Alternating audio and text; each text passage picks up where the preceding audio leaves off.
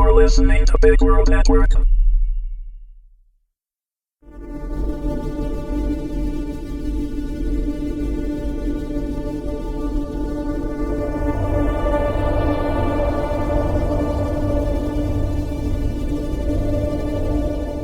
Kai's Inquisition, The Blight of Shadowfall, Season 2, Episode 8.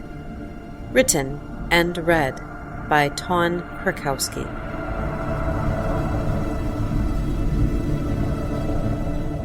Who, me? An assassin? Reynard put on his most wounded expression. I could never. I'm a lover, not a killer.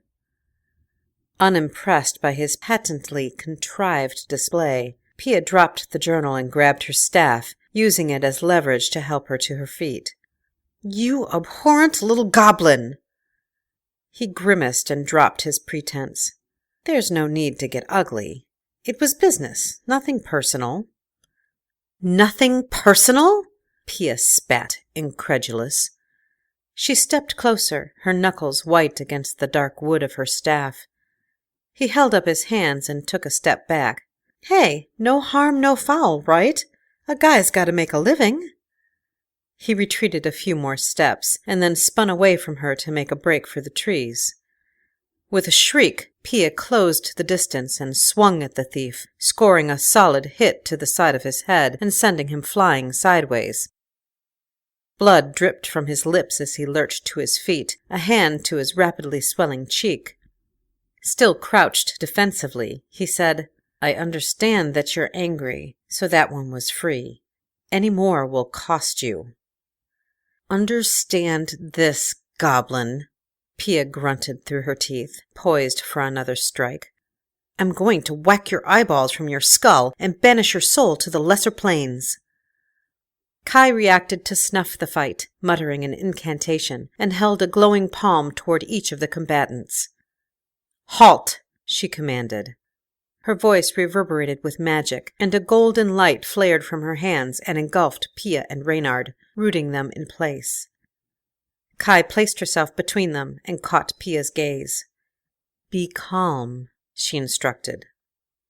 The scholar glared at her, still agitated and obviously straining to remain so. Gradually, the fire in her eyes diminished, and her shoulders relaxed, softening the glow that encased her.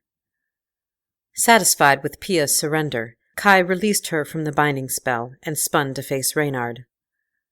Kneel, she commanded. Once he had done as she demanded, she stooped to place a hand on his brow, closed her eyes, and whispered, Confess. Reynard convulsed in place, unable to break free from Kai's enchantment. The spell causes pain only if you deny yourself absolution by refusing to answer my questions, or if you offer falsehoods, Kai murmured, her tone far away as she concentrated on stripping Reynard of his mental defenses. Were you sent to kill Pia? Reynard fought to control his breath, to keep his secrets locked within his mind, but pain loosened his lips. My uncle is an assassin, he gasped. The contract was his to complete. When the Citadel delivered the summons, I took his place. I had hoped that I would get an invitation to join the Assassin's Guild if I fulfilled it. What did you mean when you said Pia doesn't have to worry about it anymore? Spittle ran from the corner of his mouth. It has been revoked and wiped from the records. Vohanar spoke through Pia and said I was to stand down, that she had been chosen. It seems we have all been chosen. Even him, Pia said softly. Let him go, Kai. Kai ignored her and bent low to whisper into Reynard's ear. Can you be trusted? Reynard gritted his teeth to hold back his answer, struggled to lie, but finally gave up and hissed, Not by you. You will not harm the others? There's no profit in it. After this, though, you should watch your back, he growled, his words filled with venom. Kai stood and released the thief from his compulsory confession. There now, Reynard. That wasn't so bad, was it? The teachings of the divine scales say that confession can only tip the balance in your favor.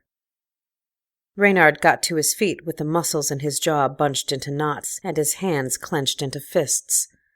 His lips pulled back into a friendly smile, but his eyes remained cold and hard. Truly? In that case, I have one more confession to make. I am going to enjoy looting your corpse once Tadaroth is done with you. Then he melted into the shadows and was gone. Pia put a hand on Kai's shoulder. You shouldn't have done that. It was necessary, she countered with a shrug. While he may have given us the truth willingly, he needed a reason beyond the possibility of wealth to accompany us. I gave him that reason. The scholar began to gather her belongings. But he has been chosen by the gods, she protested. How can that not be justification enough? Kai sank down and sat on her heels. She picked up a book, examined it curiously, and said, He made it plain that he wants nothing to do with Tadaroth, and I doubt receiving the sacred mark is enough to keep him from simply disappearing the first chance he gets, as evidenced by the fact that he had all of his belongings with him just now. I suspect that he had decided safety in numbers no longer applies to his current situation. Like it or not, we need him, and I have found hatred to be an excellent motivator that is relatively easy to inspire. Pia pulled the leather-bound volume from Kai's hands and placed it in her satchel. Friendship is a better motivator. Try to remember that the next time you need my help. Her expression was stern, but not unkind, as she stood and bustled in the direction of Kichi's cave, with Kai trudging behind, lost in thought. When the women entered the cave, they found Reynard conversing brightly with a fully recovered Chachek, and Kichi having a comically similar one-sided conversation with Zephyr. Jack was seated by the fire, calmly running a sharpening stone over her blade, with a smug grin adorning her lips. "Oh, you're back just in time for the celebration!" Kichi exclaimed as he jumped to his feet and smoothed out his clothing. "I have goat cheese, a lovely dried fruit and nut mixture, and a root vegetable stew on the fire. After we eat, we can decide how we want to approach the stronghold. Ooh, my mead should be drinkable now, too. It's been fermenting for—" "The stronghold?" Kai interrupted. He approached her and spoke slowly. "Where Tadaroth is taking the statue. Do try to keep up, dear." He shuffled to a nook containing yet another trunk, muttering under his breath, "The divine scales is scraping the bottom of the barrel with this one." "Pardon me," Pia asked the old man, "but am I correct in the assumption that we are stranded on Maelstrom?" His back still to them, Kichi nodded. "Oh, yes. It has been many years since I heard it called that, though. I like to refer to it as Kichitopia." He chortled as he made his way to join Jack by the fire. "The cannibals were a bit of a thorn in my side, but this place is still my home. It's an old volcano. Did you know that? That's what gives the island its curved, claw-like shape, something the followers of Ankur seem to find attractive. They built a temple fortress on the northern tip of the island up on a hill, near impossible to approach on foot without being seen." "How do you propose we handle it, then?" Pia asked, straining to keep the exasperation out of her voice. "We can't just walk up to the portcullis and ask nicely." "Goodness, no!" the druid gasped. "Why, they'd certainly kill us if we were foolish enough to do that. No, I was thinking of the deserted copper mine on the south side of the island." Pia was close to losing her patience, so Kai interjected. "How will a mine on the south side of the island help us gain access to a fortification on the north side of the island?" Kichi pulled a wand from his robe and used it to draw a broken circle in the dirt.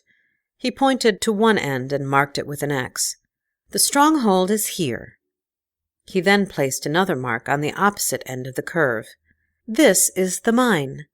The rim of the volcano's caldera is just under the surface of the water, here." He connected the two dots in a curve that completed the circle. "The mine extends along this edge of the caldera and runs beneath the stronghold." "Who else knows of this?" "No one," he answered. The stronghold was built long after everyone working the mine disappeared. I doubt anyone even remembers it was there." "What do you mean, they disappeared?" Pia asked apprehensively. "Maybe that wasn't the best word to use," Kichi said thoughtfully. "Not very accurate.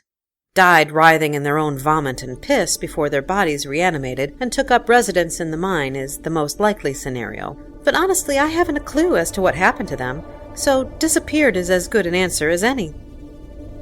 Reynard wandered closer and stood next to Jack. "How can you be sure this mine stretches beneath the fortress?"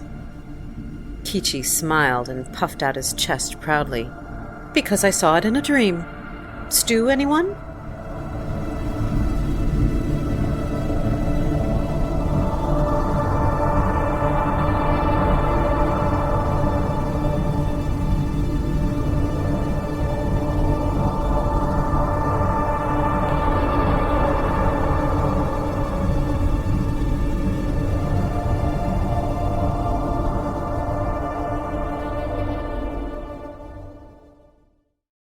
Music by Kevin MacLeod. You're listening to Big World Network.